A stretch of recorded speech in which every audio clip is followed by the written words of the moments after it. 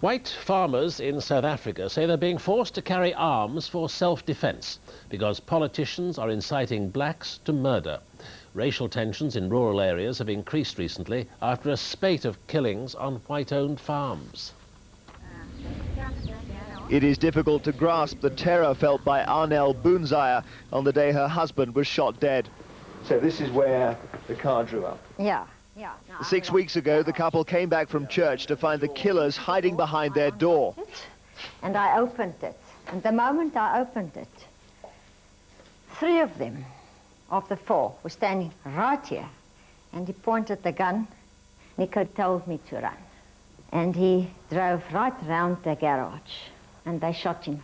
Mrs. Boonzaya's view is that this was not a robbery that went wrong. They had the chairs in a semicircle, so they could watch the road.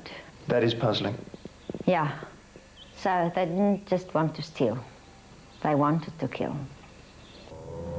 White farmers believe they are being picked off by extremists in the black community, and they are wary. Last November alone, 13 were killed in South Africa. And here in Schweizerenica, Tielman Nieuwvoet goes through this routine every time he arrives home now, leaving his wife and children waiting at the gate in case someone is waiting for them inside. In his mind, politicians have incited the murders. There's something political in it, because you've got the politicians shouting from every platform, kill the boer, kill the farmer, 1 bullet, 1 settler, and that sort of slogans.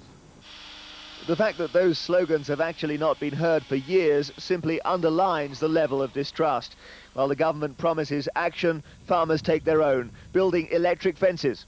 They're not sure who will be killed next, or when, or why. This looks more like a craze than a conspiracy. It's almost as if those responsible have a point to make, and they feel murder makes that point more effectively than robbery can. But whatever is behind the killings, they are driving white and black South Africans further apart in a country which desperately needs to bring its barriers down. In a township 30 miles away, the mother of one of the suspects in the Boonzaya killing has a small shop. Her son, who's on remand, is just 16. She is as baffled and desperate as anyone. I've never experienced any difficulty in connection with the boy.